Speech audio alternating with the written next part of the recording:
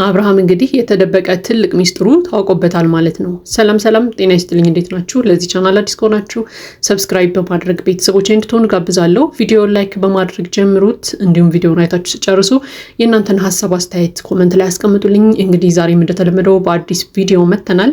እንግዲህ እስከ ቪዲዮ መጨረሻ ድረስ አብራችሁ እንድትቆዩ በአክብሮት ጋብዛለሁ።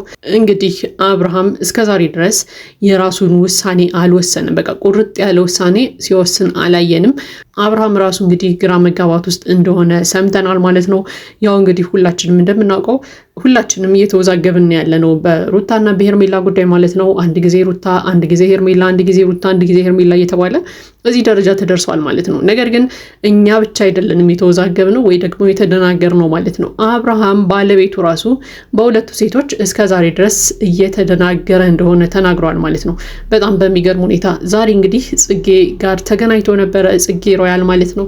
እንግዲህ ጽጌ ግራ የገባኝ ጥያቄ አለ ብላ እንግዲህ አንዳንድ ነገሮችን ስታነሳለት ሰምተን ነበር። እንግዲህ አብርሃምም እስከዛሬ ድረስ ያው የተወዛገብንበትን ጉዳይ እሱም ራሱ እየተወዛገበበት እንደሆነ ተናግሯል ማለት ነው። በጣም በሚገርም ሁኔታ እንግዲህ አብርሃም በሴቶቹ ሕይወት መጫወቱን ቀጥሏል ማለት ነው። እንግዲህ ሩታም እንደምትወደው ሁላችንም እናውቃለን፣ ሄርሜላም እንደምትወደው እናውቃለን።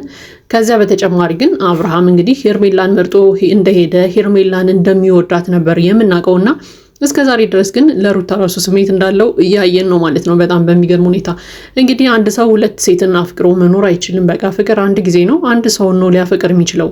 ነገር ግን ዛሬ እንደተረዳ ነው ከሆነ ለሩታ ፍቅር አለው፣ ለሄርሜላ ደግሞ ክብር አለው። በቃ ሄርሜላ ስለምታከብረው ነው የሚወዳት እንጂ በሩታ ልክ አፍቅሯት አይደለም ሄርሜላን፣ እኔ ዛሬ እንደተረዳሁት ማለት ነው። እና ሄርሜላ እንግዲህ ብታመልጭ ይሻልሻል የሚል ሀሳብ አለኝ። ምክንያቱም አብርሃም እስከዛሬ ድረስ አልተረጋጋም፣ ወይ ደግሞ ራሱ ቃል በቃል ሲለን እንደሰማ ነው እየተወዛገበ ነው ያለው። እንግዲህ ጽጌ ስትጠይቀው እንደሰማ ነው ከሆነ ምንድነው ሀሳብህ? አንተ ማን ነው የምትወደው? ሩታ ነው የምትወደው ወይስ ሄርሜላ ነው የምትወደው እያለች ስትጠይቀው ነበር። እና አብርሃም ቁርጥ ያለ መልስ አልነገራትም። በቃ ሄርሜላ እጅግ በጣም ታከብረኛለች፣ በጣም ጥሩ ሰው ነች፣ የዋህ ነች፣ ደግ ነች ምናምን እያለ ስለ ሄርሜላ አወራ እንጂ በእርግጥ ሄርሜላ እንደሚወዳት ተናግሯል። ነገር ግን ቁርጥ አድርጎ በቃ እኔ ሄርሜላን ነው የምወዳት ሩታን አልወዳትም ምናምን የሚሉ ቃላቶችን አልተጠቀመም በፍጹም። እንደውም ይባስ ብሎ ምንድነው ሲል የሰማ ነው በቃ እኔ ራሱ ተወዛግቤያለሁ፣ እየተወዛገብኩ ነው ያለሁት። እስኪ አንቺ እንደውም ማንን ትመርጭልኛለሽ እያለ ሁላ የሚያስቅ ጥያቄ ሲጠይቃት ነበር ጽጌን ማለት ነው። እንዴ ጽጌ ምን ቤት ነው ለአንተ ሴት የምትመርጥልህ?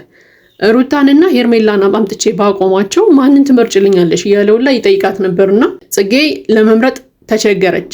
ስለዚህ ምንድነው ያላት? አንቺ ለመምረጥ እንደተቸገርሽው እኔም እንደዚህ እየተወዛገብኩ ነው ያለሁት እያለ እንግዲህ ሲናገር ሰማ ነው ማለት ነው አብርሃምን። ይሄ በጣም የሚገርም የሚደንቅ ነገር ነው ማለት ነው። እንግዲህ ታዲያ ለምንድነው ሩታ ላይ ሲሄድ ኩራት የሚለው ወይ ደግሞ በቃ ሩታን እንደማይፈልጋት ምናምን አክት የሚያደርገው ለምንድን ነው? በዚህ በኩል ደግሞ መጥቶ ሄርሜላ እሷ ብቻ ምርጫው እንደሆነች ምናምን ያወራልና ግራን ያጋባኝ። አሁን እሺ በሁለት ሴቶች መሃል ሀሳቡ ተበትኖ እንደቆመ ሄርሜላ ስትሰማ ምንድን ነው የምትለው? ሄርሜላ እሷን ብቻ ቁርጥ አድርጎ እንዳልመረጣት ማወቅ አለባት ማለት ነው። ምክንያቱም ሄርሜላን ብቻ ነው ማገባው፣ እሷን ብቻ ነው መወደው ምናምን ብሎ አልተናገረም። ሩታን ብቻ ነው መወደው፣ በቃ እሷ ጋር ወደ ቤት ተመልሼ ይኖራሉ የሚል ቃላትንም ሲጠቀም አልሰማነውም። እና እንደውም ምንድነው ሲል የነበረው በቃ እኔ ራሱ ግራ ገብቶኝ አንዳንድ ጊዜ በቃ መኪናዬ ውስጥ ገብቼ ብቻዬን ረዥም ሰዓት ቁጭ እላለሁ፣ ብቻዬን አለቅሳለሁኝ፣ በጣም ግራ መጋባት ውስጥ ነኝ ምናምን እያለ ነው። እና ምንድነው ግራ ያጋባው ነገር አልገባኝም። ለማንኛውም ግን እኛ እንደተረዳ ነው ከሆነ አብርሃም እስከዛሬ ድረስ ሩታን ይወዳታል። በቃ ሄርሜላን ይወደዳት ወይ ደግሞ ሄርሜላ ጋር የሆነው ስለምታከብረው ነው። በቃ ወንድ ልጅ ክብሩን ይወዳል ምናምን እያለ ነበር። ትክክል። በቃ ስለምታከብረው ከሄርሜላ ጋር ሆኗል እንጂ ለሩታ ያለው ፍቅር አልወጣም። ሩታ አሁንም አብርሃምን ብታከብረው ከሩታ ጋር እንደሚሆን እርግጠኛ ነኝ 100%። በቃ ምክንያቱም በቃ ሰው ስለማታከብረኝ ነው ሩታ ምናምን እያለ ሲናገርም ሰምተነዋል። ስለዚህ ለሩታ ፍቅር አለው፣ ስለማታከብረው ብቻ ነው ከሷ የተለየው። ነገር ግን አሁን ላይ ሩታ አብርሃምን ብታከብረው ማክበር ብትጀምር ቀጥ ብሎ አብርሃም ሩታ ጋር ነው የሚሄደው። ከሄርሜላ የበለጠ ፍቅር ለሩታ እንዳለው ተናግሯል ማለት ነው። ይሄ እንግዲህ በጣም የሚያስደንቅ ነገር ነው። ስለዚህ አብርሃም መሽኮርመምህን አቁም እንደ ሴት። ስለዚህ ሩታ እንድታከብርህ አድርግ፣ የምትወዳት ሴት ጋር ሁን። ሩታ ጋር ጽጌም እንግዲህ ምንድነው ስትለው የነበረው በቃ እኔ ሩታን ነው በጣም በቅርበት የማውቀው፣ ግን በቃ አንተ የሚያስደስት ሰው ጋር ሁን፣ የምትወደው ሰው ጋር ሁን፣ እስከ መጨረሻው ድረስ አብሬ እኖራለሁ ብላ የምታስበው ሰው ጋር ሁን እያለች ስትነግረው ነበርና አብርሃም እስከዛሬ ድረስ ለመወሰን ተቸግሯል። አሁን ከሄርሜላ ጋር ነው፣ ነገር ግን ሩታን ደግሞ መተው አይችልም። በቃ ሩታን መተው በፍጹም አያስብም፣ አይፈልግም። ምክንያቱም ሩታን ይወዳታል። ስለማታከብረው ብቻ ነው የተለያት። ሄርሜላ ደግሞ እንደምናየው ሁሉ ጊዜ በቃ ለአብርሃም ፍቅር አላት፣ በጣም ታከብረዋለች። እጅግ በጣም በቃ ከፍ ዝቅ ስታደርገው ምናምን ሰምተን አናውቅም እውነት ለመናገርና ያን ነገር ስለወደደላት ነው ከሄርሜላ ጋር የሆነው። ለማንኛውም ግን አሁን እንግዲህ ሄርሜላ ምርጉዝ ነች፣ ሩታ ምርጉዝ ነች የሚባል ወሬ ያለ። በዛ ዙሪያም እንግዲህ ጽጌ አንስታ ጠይቀው ነበረ። እንግዲህ ምንም የተለየ ነገር አልተናገርም እውነት ለመናገር አብርሃም በቃ አሁንም ቢሆን ውዝግብግብ ያለ ስሜት ውስጥ እንዳለ ቁርጥ አድርጎ የሆነ ውሳኔን እንዳልወሰነ ብቻ ነው ሲናገር የሰማ ነው ማለት ነው። ለማንኛውም እንግዲህ ሄርሜላ ይህንን የአብርሃምን ንግግር ስትሰማ ምን ይሰማታል? ምክንያቱም ሄርሜላ አሁንም የምታስበው አብርሃም የእሷ ብቻ እንደሆነ ከእሷ ጋር መኖር እንደጀመረ ምናምን ነው የምታስበው። ነገር ግን አብርሃም አሁንም ልቡ ሩታ ጋር ነው ያለው። በቃ ልቡ ቁርጥ ብሎ አልተወለትም። በቃ ሁለቱንም ሴቶች መራቅ አይፈልግም፣ ሁለቱንም ደግሞ ማግባት አይችልም። በቃ ሁለቱንም ማግባት ስለማይችል ነው እንጂ አብርሃም ከሁለቱም ጋር ቢኖር ራሱ ደስተኛ የሚሆን ነው የሚመስለኝ፣ ሁለቱንም ማለት ነው።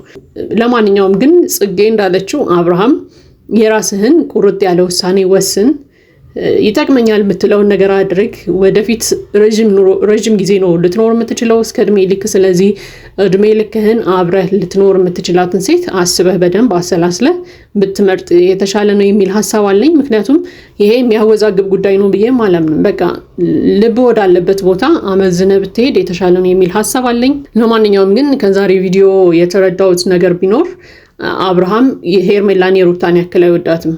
ነቃ አብርሃም ሄርሜላን የሩታን ያክል አይወዳትም። ሰው የፈለገ ነገር ቢፈጠር በህይወታችን ውስጥ የምንወደውን ሰው ከማንም ጋር ማወዳደር አንችልም። ነቃ ሄርሜላን አብርሃም ቢወዳት ኖሮ ከሩታ ጋር አይወዳደራትም ነበር። ወይ ደግሞ ሩታን የራቀበት የራሱ የሆነ ምክንያት አለው፣ ወይ ደግሞ ሩታ ራሷ እንፋታ የሚል የፍቺ ወረቀት ስላመጣችለት ሊሆን ይችላል የተፋታው ከሩታ ጋር እንጂ በፍጹም የሩታ ፍቅር አልወጣለትም። ወይ ደግሞ ሄርሜላን የሩታን ያክል አይወዳትም። ምክንያቱም ሄርሜላን ቢወዳት ኖሮ ጥያቄ ሁላ እንዲያነሳበት ሰው ይፈልጋል ብዬ አላስብም። በቃ ወድጃታለሁ ሄርሜላ ጋር ነው የምኖረው ብሎ ቁርጥ ያለ ውሳኔውን ያሳውቅ ነበር። ነገር ግን ሄርሜላን የሩታን ያክል ስለማይወዳት ነው እያወዳደራት ያለው። ስለዚህ ሄርሜላ ከአሁኑ የራስሽን ውሳኔ ብትወስኝ መልካም ነው የሚል ሀሳብ አለኝ። አብርሃም ሊወድሽ ይችላል፣ አይዶን አላውቅም፣ ግን ከሩታ በላይ አያስበልጥሽም። በቃ ከሩታ በላይ አስበልጦ አይወድሽም። ምክንያቱም በተደጋጋሚ ጊዜ አይተናል። እውነት ለመናገር ካሁን በፊትም ታስታውሱ ከሆነ አቤል ሄርሜላ ነው ሩታን የምትወደው ምረጥ ምናምን ብሎ ሲያስገድደው በጣም መጨናነቅ ውስጥ ነበር የገባው። በጣም ነበር የተጨናነቀውና ሄርሜላን እወድሻለሁ ይላታል። ነገር ግን ከሩታና ከሄርሜላ ምረጥ ሲባል ደግሞ መምረጥ አይችልም። ምክንያቱም ሩታን አልጠላትም። በቃ ሄርሜላን ነው የምመርጠው ሩታን አልፈልጋትም ሲል አንድም ቀን ሰምተነው አናውቅም።